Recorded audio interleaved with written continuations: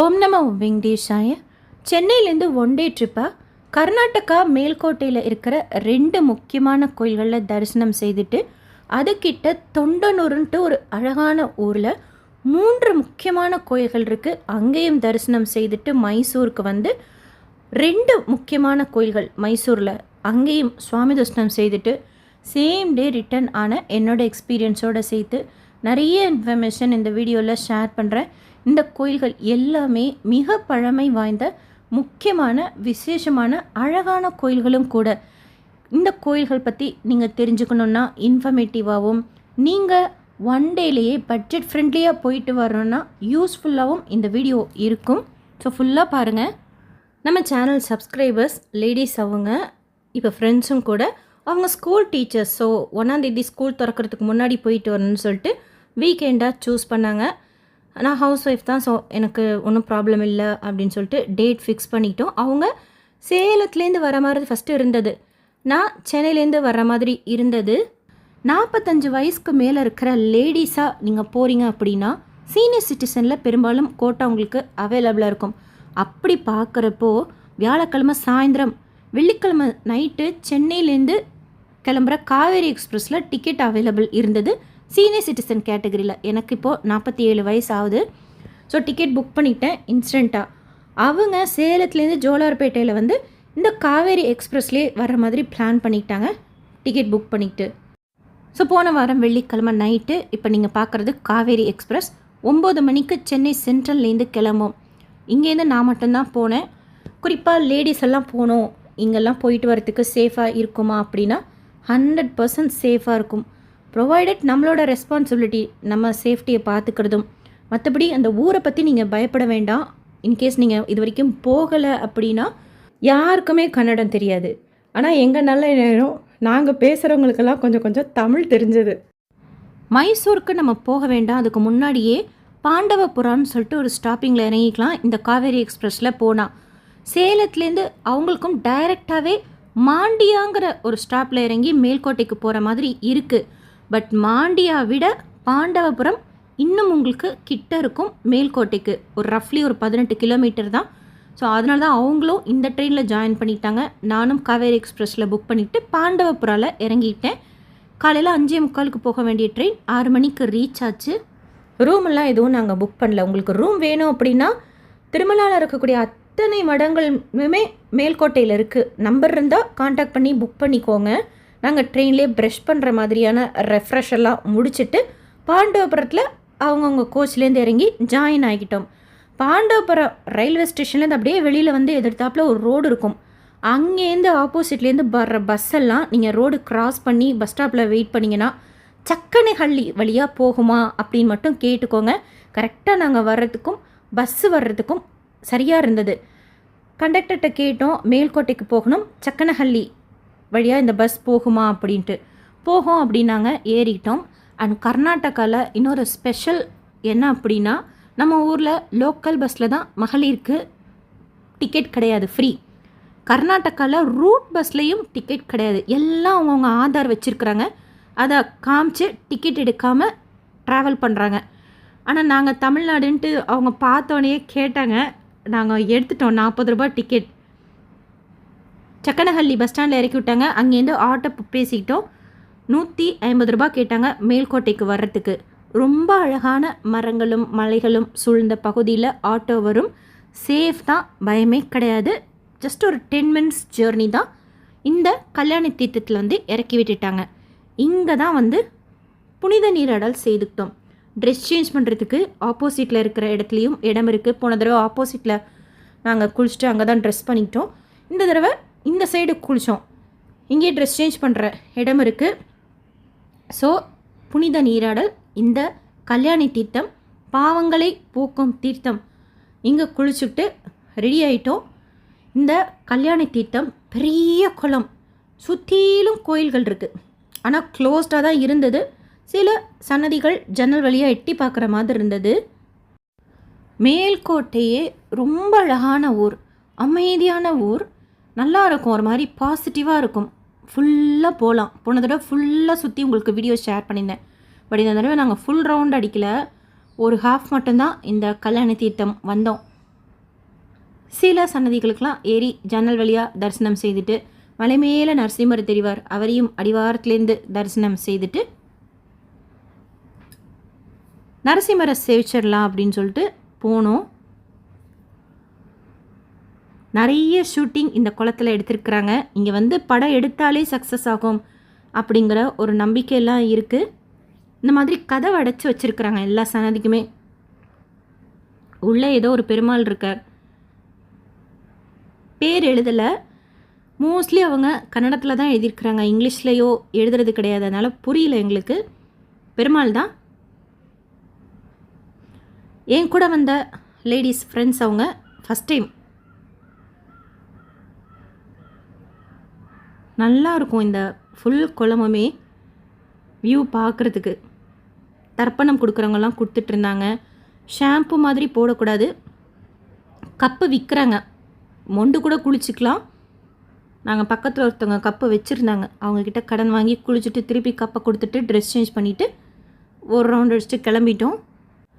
இந்த கல்யாணி தீர்த்தத்துக்கிட்ட தான் மலை மேலே நரசிம்மர் கோயில், யோக நரசிம்மர் இருக்கார், ரொம்ப அழகாக இருப்பார் அவர். ஆனால் நட 10 மணிக்கு தான் திறக்கும் அப்படின்னு சொல்லிட்டு கடைக்காரவங்க சொன்னாங்க. அங்கே ஒரு போர்டில் 9:30 மணிக்கு தான் திறக்கும் அப்படின்னு போட்டிருந்தது. நாங்கள் சீக்கிரமாகவே குளிக்கிற ஒர்க்கெல்லாம் முடிச்சிட்டதுனால அவ்வளோ நேரம் இங்கே வெயிட் பண்ண வேண்டாம் ஒன்றும் செய்யாமல் அப்படின்ட்டு கிட்ட செல்வநாராயண பெருமாள் கோயில் 10 நிமிஷம் தான் நடந்து போகிறதுக்கு. நீங்கள் ஆட்டோலெல்லாம் போனீங்கன்னா 100 ரூபா கேட்பாங்க. சரி சாப்பிட்டுட்டே போயிடுவோம் அப்படின்ட்டு மேல்கோட்டை புளியோகரை ரொம்ப ஸ்பெஷல், டிஃப்ரெண்ட்டாக இருக்கும். தேங்காய், ஒரு சின்ன ஸ்வீட்னஸ் வரும், புளிப்பு இருக்கும். போன தடவை இந்த சம்பத்துன்னு சொல்லிட்டு ஒரு ஹோட்டலில் தான் சாப்பிட்டோம், கல்யாணி தீர்த்தத்துக்கிட்டே இருக்கும். 50 ரூபா, இந்த தடவை 65 ரூபா ஆக்கிட்டாங்க. ஸோ இங்கே சாப்பிட்டுட்டு ஒரு 5 to 10 மினிட்ஸ் கூட கிடையாது, அப்படியே ரோடில் நடந்து போனோம் அப்படின்னா செல்வநாராயண பெருமாள் கோயில் வந்துடும். அப்போ கட்டியிருப்பாங்கல்ல ரொம்ப வருஷத்துக்கு முன்னாடி, நிறைய வீடுகள் பார்த்திங்கன்னா அதே மாதிரி இன்னும் மெயின்டைன் பண்ணிகிட்ருக்குறாங்க. இந்த ரோட்டில் தான் சொன்னேன் வரிசையாக நிறைய மடங்கள் இருக்குது. உங்களுக்கு பர்சனலாக மடங்களில் யாராச்சும் தெரியும் அப்படின்னா ஈஸியாக மட்டு கிடச்சிரும், இல்லைனா ஆன்லைனில் செக் பண்ணி பாருங்கள். எனக்கு ஏதாவது தகவல் தெரிய வந்தால் ஸ்டே பண்ணுறதுக்கு ஷேர் பண்ணுறேன். இப்போ நீங்கள் பார்க்குறது தான் செல்வநாராயண பெருமாள் கோயில், திருநாராயணபுரம். பெருமாளிங்க ரொம்ப அழகாக இருப்பார். 12 ஆண்டு காலம் ஸ்ரீ ராமானுஜர் இங்கே வந்து கைங்கரியம் செய்திருக்கார். நீங்கள் இங்கே வந்தாலே ஸ்ரீ ராமானுஜரோட ஒரு ப்ரெசன்ஸ் ஃபீல் பண்ணலாம். ஃபேஸ்புக்கில் திருநாராயணபுரம் பட்டர்னு நினைக்கிறேன், அவங்க எல்லா உற்சவமே வீடியோஸ் எல்லாம் ஷேர் பண்ணுவாங்க. ஸோ டச்சிலே இருக்கிற மாதிரி இருக்கும். இந்த கோயிலோட கோபுரத்துக்கிட்ட வந்து வெயிட் பண்ணிகிட்டு இருந்தோம். அப்போ தான் அபிஷேகம் தீர்த்தம் எடுத்துக்கிட்டு வந்தாங்க. ஸ்ரீ ராமானுஜர் ஏன் இந்த கோயிலுக்கு வந்தார் அப்படின்ட்டுலாம் நிறைய டீட்டெயில்ஸ் ஷேர் பண்ணியிருக்கிறாங்க ஆல்ரெடி. நீங்கள் செக் பண்ணிக்கோங்க, யூடியூப்பில் இருக்குது, ஆர்டிகல்ஸாக கூட இருக்குது. அவசியம் அதெல்லாம் தெரிஞ்சுக்கிட்டு வந்தீங்கன்னா இன்னும் இந்த கோயிலோட இம்பார்ட்டன்ஸ் நமக்கு புரிய வரும்.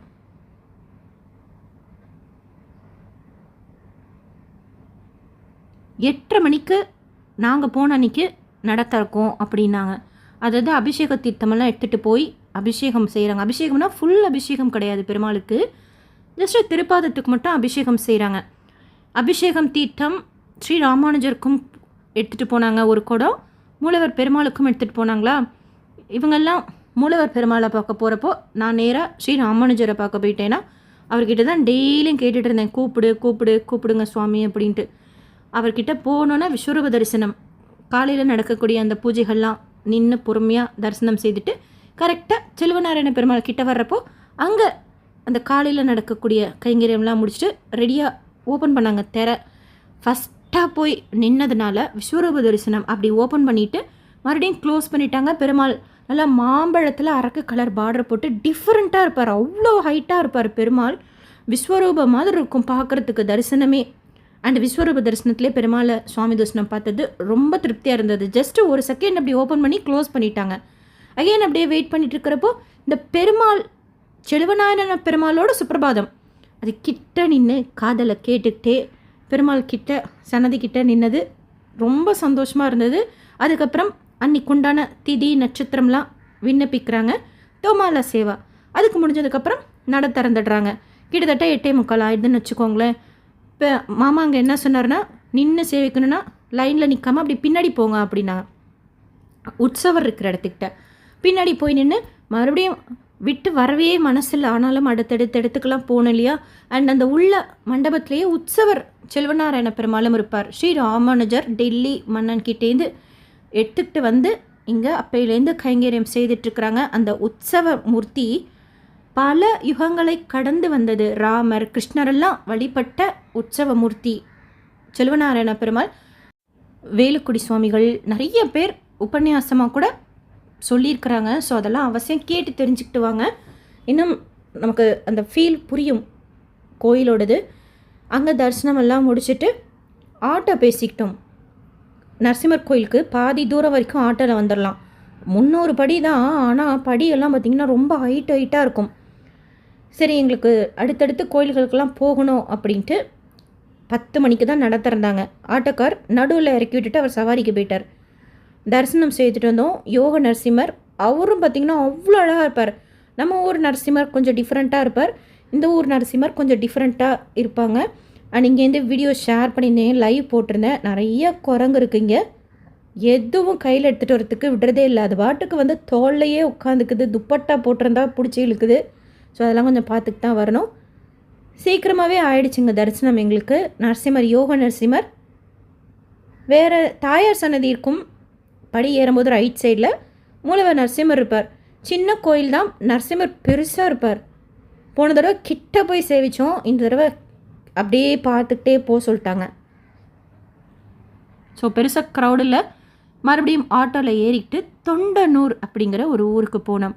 ஆக்சுவலாக அந்த தொண்டனூர் பற்றி இங்கே வந்த பிறகு தான் நாங்கள் இன்ஸ்டண்ட்டாக டிசைட் பண்ணோம். ரொம்ப விசேஷமான கோயில்கள் 3 இருக்குது, அங்கே போகலாம் அப்படின்ட்டு. ஆட்டோ பேசிக்கிட்டோம் 1000 ரூபாய்க்கு. நாங்களே எங்களுக்குள்ளார ஷேர் பண்ணிக்கிட்டோம். எல்லாருமே ஓகே போகலாம். அங்கே தான் உட்காந்து யூடியூப்லேயே பார்த்தோம் அதை பற்றி இன்ஃபர்மேஷன் வேறு என்னென்ன இருக்குது அப்படின்ட்டு. ஆட்டோவில் இப்போ நீங்கள் பார்க்குறது ஸ்ரீ ராமானுஜர். ஷியோராக அவர் அப்படியே அந்த காற்றுல இருக்கிற ஒரு ஃபீல் நமக்கு வந்துடும். இங்கே ஸ்ரீ ராமானுஜர் இருக்கார். இந்த ஊரில் நம்ம எங்கே போனாலுமே அந்த ஃபீல் நமக்கு வரும். டோட்டலாக ஸ்ரீ ராமானுஜரோட பிளெஸ்ஸிங்ஸ் தான் அப்படின்னு சொல்லணும். ஏன்னா ஒரு இடத்துக்கு வரோம், அங்கே ஒரு இன்ஃபர்மேஷன் நமக்கு கிடைக்கிது, தொண்டனூர் போங்க அப்படின்ட்டு. அகெயின் அதன்படி போய் கரெக்டாக எல்லாம் அமையிறது அப்படிங்கிறது ஒரு பிளெஸ்ஸிங்காக தான் இருந்தது. ஆட்டோக்கார் சொல்லிட்டார், நான் வெயிட் பண்ணுறேன், நீங்கள் போய் பொறுமையாக தரிசனம் பண்ணிட்டு வாங்கன்னு சொல்லிட்டு. தொண்டனூரில் 3 கோயில்கள் இருக்குது. இப்போ நம்ம பார்க்குறது பார்த்தசாரதி மூலவர், உற்சவர் கிருஷ்ணர் தாயாரோடு இருப்பாங்க. ரொம்ப பழமை வாய்ந்த கோயில். அந்த பில்டிங்கெல்லாம் பார்த்தாலே தெரியும். வெளியில் ஏதோ சீரியல் ஷூட்டிங்காக இல்லை சினிமா ஷூட்டிங்கான்னு தெரில நடந்துகிட்டு இருந்தது. கரெக்டாக நாங்கள் போகிறோம், மாமா கோயில் நட சாத்திட்டு கிளம்பிட்டார். சரி, சுவாமி பார்க்க முடியாது போல இருக்கே அப்படின்னு பார்த்தா அவர் பெருமாள் மாதிரி தான் இருந்தது. இவர் யாருன்னு தெரில. அங்கேருந்து வந்து தரிசனத்துக்காக வந்திருக்கிறாங்க, கதவை திறந்து விடுங்க அப்படின்னு அவர் சொல்கிறாரு. மாமா மறுபடியும் வந்துட்டார். ஃபஸ்ட்டு வருவாரா அப்படின்னு பார்த்தோம். ஆனால் வந்து கதவை திறந்து தீப ஆரத்தி காமிச்சு இன்னும் 2 கோயிலுக்கு இருக்குது போங்க அப்படின்னு சொன்னது ரொம்ப சந்தோஷமாக இருந்தது. கிருஷ்ணர் பார்த்தசாரதி எல்லாம் டிஃப்ரெண்ட்டாக இருந்தாங்க, நல்ல பெருசாக இருப்பாங்க. ஸோ இன்னும் பொறுமையாக தரிசனம் செய்துட்டு பிரகாரத்தில் இருக்கக்கூடிய சுவாமிகள்லாம் தரிசனம் செய்துட்டு வந்து ஷூட்டிங்கொசரம் இவங்கெல்லாம் இருக்காங்க.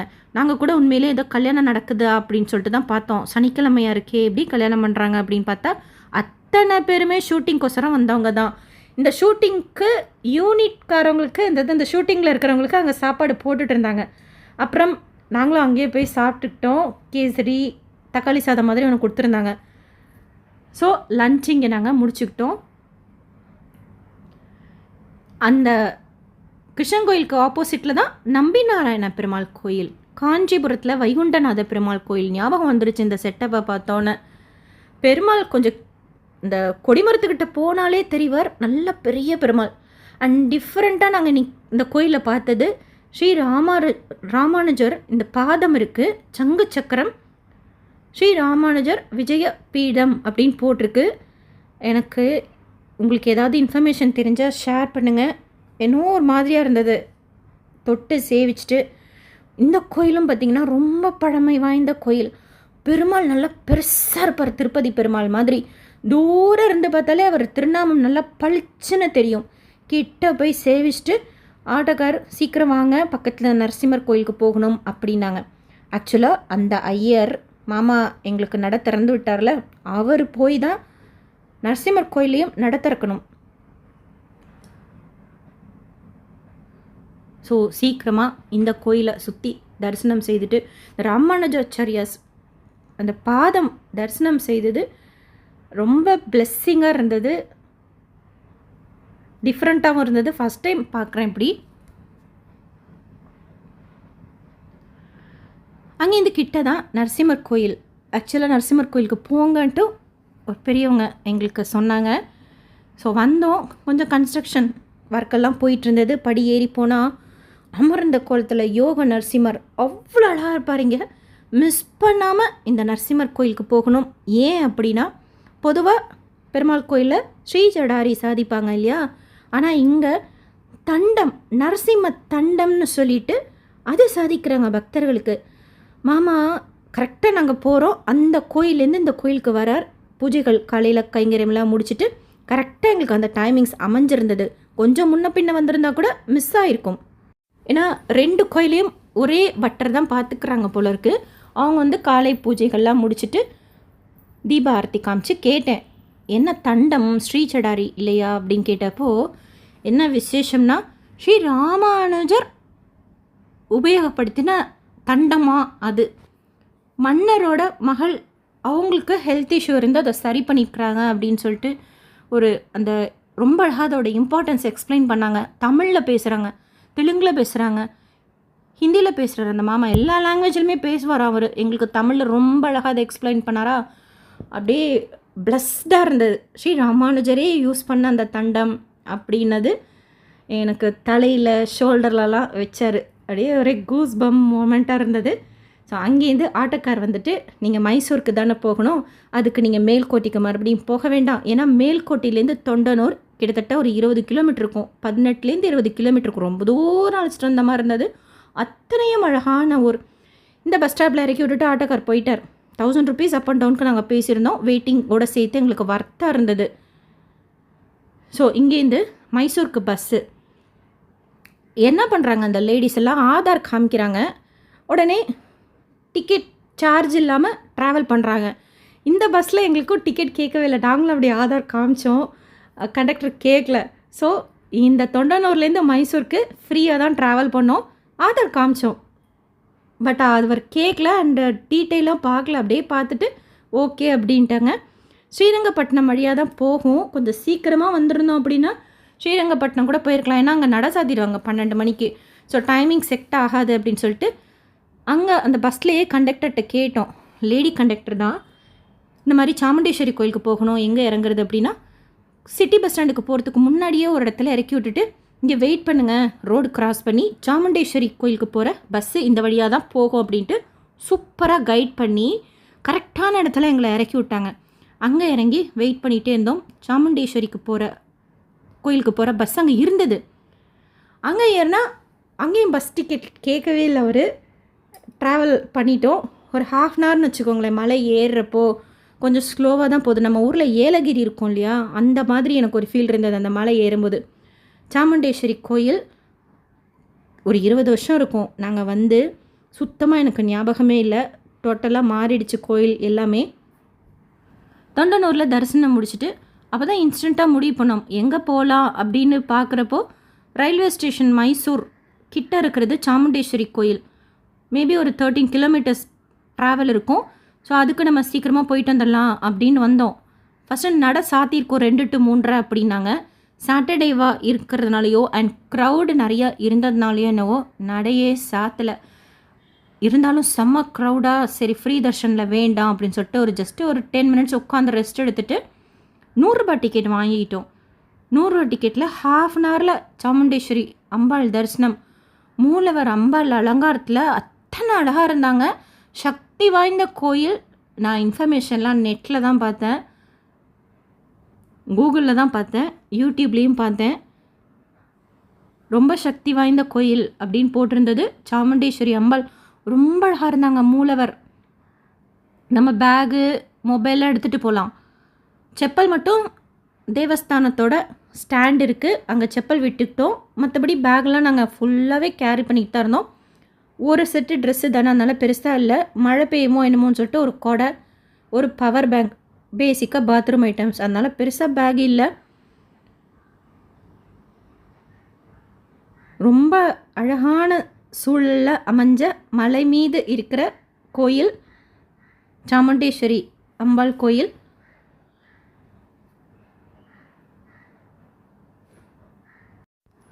₹100 டிக்கெட்டில் ஓரளவுக்கு நம்ம சீக்கிரமாகவே தரிசனம் செய்துடலாம். ஃப்ரீ தரிசனம்னா 1லேருந்து 2 மணி நேரம் ஆகும் அப்படின்னாங்க. க்யூவில் வெயிட் பண்ணிகிட்டு இருக்கும்போது டக்குன்னு ஒரு ஸ்டாஃப் வந்துட்டு இப்படியே போங்க அப்படின்னாங்களா, டைரெக்டாகவே நாங்கள் உள்ளே போகிற மாதிரி அமைஞ்சிருச்சு. இப்போ நீங்கள் பார்க்குற அம்பாள் உற்சவர் சாமுண்டேஸ்வரி. அவங்களுக்கும் ரொம்ப அழகான அலங்காரம், பிரகாரமெல்லாம் சுற்றி பார்த்துட்டு அவ்வளோதான். உடனே அங்கேருந்து கிளம்பிட்டோம். நைட்டு ட்ரெயின் 9 மணிக்கு அதே காவேரி எக்ஸ்பிரஸ் தான். அதே மாதிரி தான் மார்னிங் தான் நாங்கள் டிக்கெட் போட்டோம். சீனியர் சிட்டிசனில் அவைலபிள் இருந்தது. ஏன்னா நாங்கள் எல்லாருமே 45 வயசுக்கு மேலே அப்படிங்கிறதுனால அதில் எலிஜிபிளாக இருந்தோம். அண்ட் அவைலபிலிட்டியும் காமிச்சது. அதில் தான் புக் பண்ணிட்டோம். நான் சென்னை வரைக்கும் வந்துட்டேன் அந்த காவேரி எக்ஸ்பிரஸில். அவங்க ஜோலார்பேட்டில் இறங்கி கனெக்டிங் ட்ரெயினில் சேலம்க்கு போயிட்டாங்க. நைட்டு சொல்கிறேன், சாமுண்டேஸ்வரிக்கே எங்களுக்கு 3 மணிக்கெலாம் வேலை முடிஞ்சிருச்சா, அப்புறம் எந்த கோயிலுக்கு போகலாம் அப்படின்ட்டு மறுபடியும் கூகுளில் தான் உட்காந்து தேடினோம். அப்போ தான் ஃப்ரெண்டு சொன்னாங்க நஞ்சுண்டேஸ்வரர் கோயிலுக்கு போயிட்டு வாங்க அப்படின்ட்டு. லேட் ஆகிடுமோ, நைட்டு ட்ரெயினை மிஸ் பண்ணிவிடுவோமோ அப்படின்லாம் நினச்சோம். ஆனால் ஒரு முஸ்லீம் சிஸ்டர் தான் அங்கே நின்றுட்டு இருந்தாங்க. இங்கிலீஷில் தான் கேட்டோம். நஞ்சங்கூடு போயிட்டு வரத்துக்கு டைம் செட் ஆகுமா, எங்களுக்கு ரிட்டன் ட்ரெயின் 9 மணிக்கு அப்படின்னப்போ அந்த சிஸ்டர் என்ன சொன்னாங்கன்னா, நஞ்சங்கோடு எங்கள் ஊரோட பெருமை, அந்த நஞ்சுண்டேஸ்வரர் கோயில் ஷியோராக உங்களுக்கு இனஃப் டைம் இருக்கும், அவசியம் போயிட்டு வாங்கன்னு சொல்லிட்டு சொன்னாங்க. 401 நினைக்கிறேன். மைசூர் சிட்டி பஸ் ஸ்டாண்ட்லேருந்து பஸ் ஏறி அதுலேயே ரெட்டு பஸ்ஸில் ஏறினா எக்ஸ்ப்ரெஸ்ஸாக சீக்கிரமாக போயிடுமா. ப்ளூ பஸ்ஸு கொஞ்சம் ஸ்டாப்பிங்கெல்லாம் நின்று போகும் போல இருக்குது. அந்த எக்ஸ்ப்ரெஸ் பஸ்ஸில் ஏறிட்டோம். ஆனால் கண்டக்டர் டிக்கெட் கேட்டார். நீங்கள் தமிழ்நாடான்னு எங்களை கேட்டார்.